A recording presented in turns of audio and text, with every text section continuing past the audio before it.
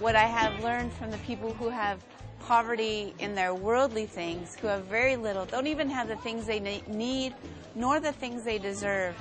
They are so rich in their love, in their simplicity, and in all that they do have in their happiness and joy.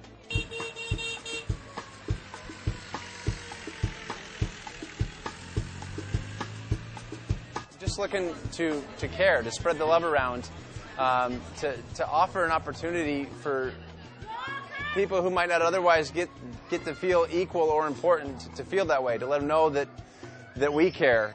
You give people hope. You know, they live in horrible conditions. You go to where they live and it's a sea of shacks. And you see that they have no hope. The reality is waking up to this with no electricity, no running water, you know, no food, they don't know where the next meal's gonna come.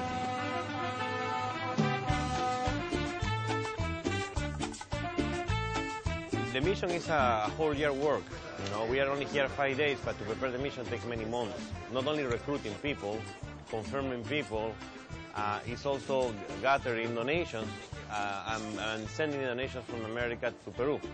There are many international institutions. For example, Heart to Heart International is a big charity in America that gives brand new medications to groups that are doing missionary work all over the world. The first thing that we do is we triage the patients because we are lucky that we have some in gynecology and obstetric section, we have a pediatric section, we have a medicine section, we have some dentistry and psychology.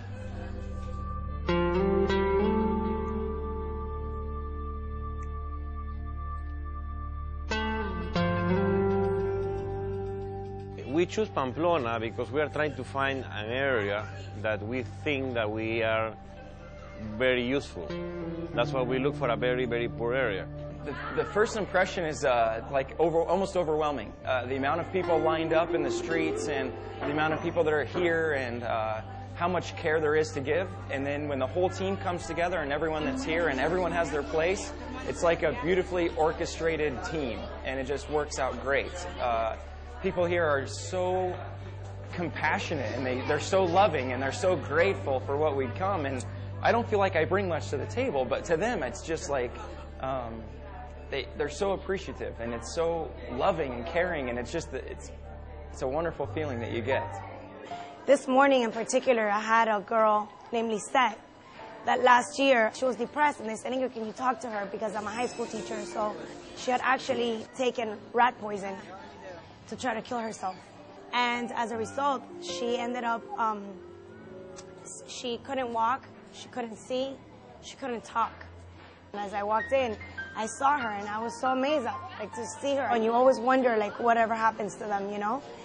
Her whole demeanor was so much better, and she looked lit up compared to last year. Many of these women don't have access to proper gynecological testing, like pap smears. And in fact, Peru is a country that many women die of cervical cancer. And the sad part of that is cervical cancer, when found early, is very treatable. So if we can just find the cervical cancer early, we can refer these women on for treatment and they can live long lives. But if cervical cancer is left untreated, they could die very young, in their 30s or 40s, with small children at home.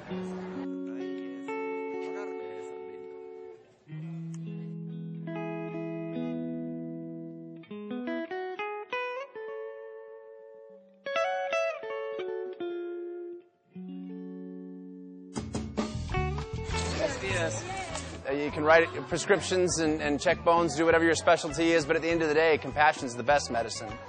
The people here deserve and need care just as much as the people I care for in Colorado. nice because I see that our mission actually has made a difference in people's lives. We can do many more things, but that will depend on the support that we get. That's why we will need help with human resources. We need people that can donate us their time and come with us.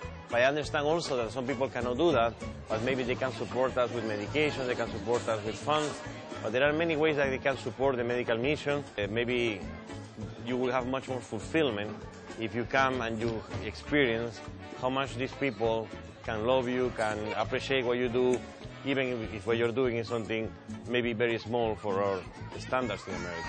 You are giving hope by virtue of the fact that you would come so far just to be with them. Like, the more people we have, the better. It doesn't matter if you're an EMT, a paramedic, a nurse, a doctor, or a lay person that doesn't know anything about medicine. We need translators. We need everyone that just wants to come and volunteer. And you will never regret doing it. And in fact, you will be so touched that I guarantee you'll want to come back. I'm already thinking of my next possible trip and how I can make that happen. This is a global community, and we're all citizens of the world, not just of our countries. And it's important for us to, as humans, to help other humans. And it doesn't matter where you're from. It just matters that you're involved and that you're caring. And it truly changes your outlook because you experience humanity at a completely different level. That I came for them, that I came a long way for them, and that they were so important to me and so important to my heart. I receive way more than the people I care for receive from me. And they're very, very gracious for what we bring, and I don't feel like I bring a lot, but I bring a smile, and I bring the love from the States, and I bring the love of my family, and I bring them here to just love. Óyeme, óyeme, te voy a